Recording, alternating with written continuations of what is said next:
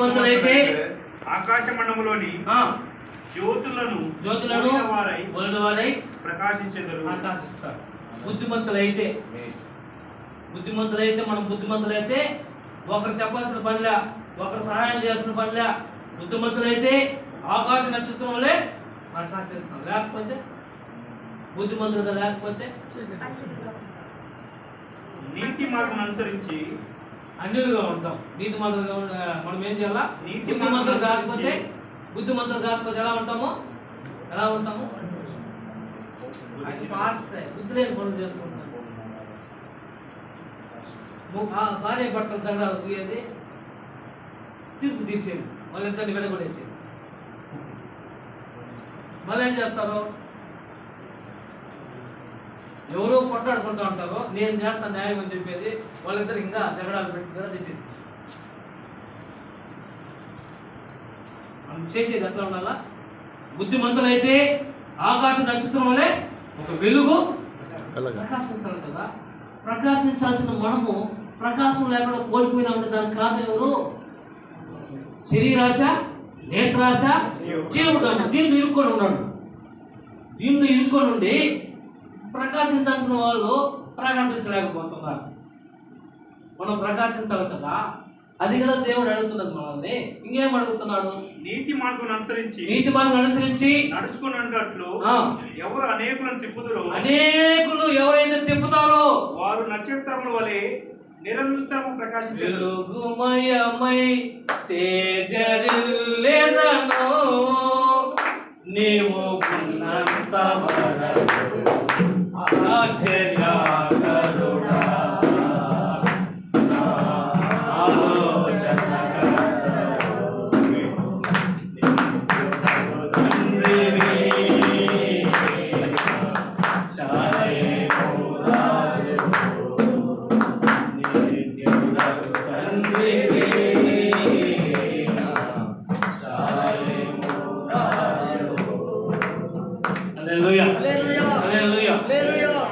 నాకు ఎందుకు దేవుడు చెప్తాడు అనమాట. ఓషేయ 14:1 చదువుకొని నేను ముగించేస్తాను. ఓషేయ 14 అధ్యాయం. ఇశ్రాయేలు నీ పాపము చేత నీవు కూలితివి గనుక, అందుకు మన కూలి ఉండేది పాపము చేత కూలిపోయినాం. లేకపోతే మనం ప్రకాశించాలి కదా. దేవుడు చెప్పినట్టుగా ప్రకాశించాల్సిన వాళ్ళు పాపం చేత పడిపోయినారు. దేవుడైన యెహోవా తట్టు తిరుగుము, మాటలు సిద్ధపరచుకొని యెహోవా తట్టు తిరుగుము. మీరు ఆయనతో చెప్పాల్సినది ఏమనగా, ఆయనకు చెప్పాల్సింది ఏమంటే మా పాపములన్నిటినీ పరిహరించుము. ఎడ్లకు బదులుగా మీకు మా పెదవులను అర్పించుచున్నాము. మన పెదాలను అర్పించాలి. అందుకని మనం క్షమించమని దేవుని అడుగుతూనే ఉండాలి. మనం ఎంతమంది అడుగుతున్నామో వాళ్ళంతా క్షమాపణ పొందుకుంటారు. ఎందుకంటే మనం వచ్చి శరీరంలో ఉంటాం కాబట్టి మనమందరం ఏం చేయాలా? క్షమాపణ దేవుణ్ణి అడగాలి. ఇంతవరకు మనం చేసిన సేవ వేరే, ఇంక నుంచి సేవ వేరే. అందుకని ఆ మాట రాసుకొని వచ్చాను నేను. నాకు దేవుడు దర్శనంలో ఒక మాట ఇచ్చాడు. అదే రోమిలకు రాసిన పత్రిక 1:15 ఉంటుంది అన్నమాట. ఏమని? కాగా నా వలనైనా మటుకు నేను చిత్తూరు జిల్లాలో చదువమాట. కాగా నా వలనైనంత మట్టుకు చిత్తూరులోని మీకును, చిత్తూరు జిల్లాలో చదువు. మళ్ళీ మిస్ అయిపోతుంది, అందరూ ఉన్నాము. చదువు. చిత్తూరు జిల్లాలోని మీకును సువార్త ప్రకటించు. ప్రజలందరికీ నీకని చెప్పొచ్చు. ప్రజలందరికీ అని చెప్పు. నిజం చెప్పు.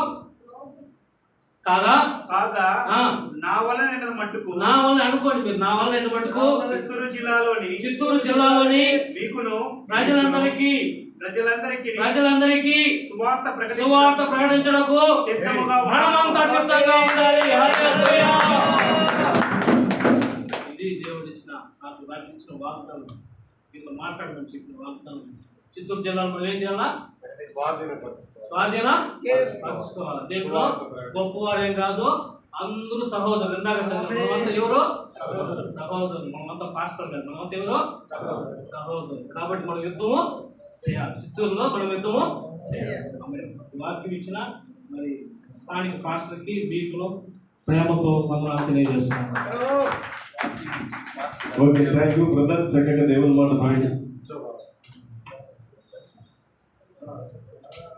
Praise the lord. హల్లెలూయా. హల్లెలూయా. అందరూ ఇంకోసారి చెప్తాం గట్టిగా హల్లెలూయా. హల్లెలూయా. ఇంకోసారి చేస్తే గట్టిగా చెప్తాం హల్లెలూయా.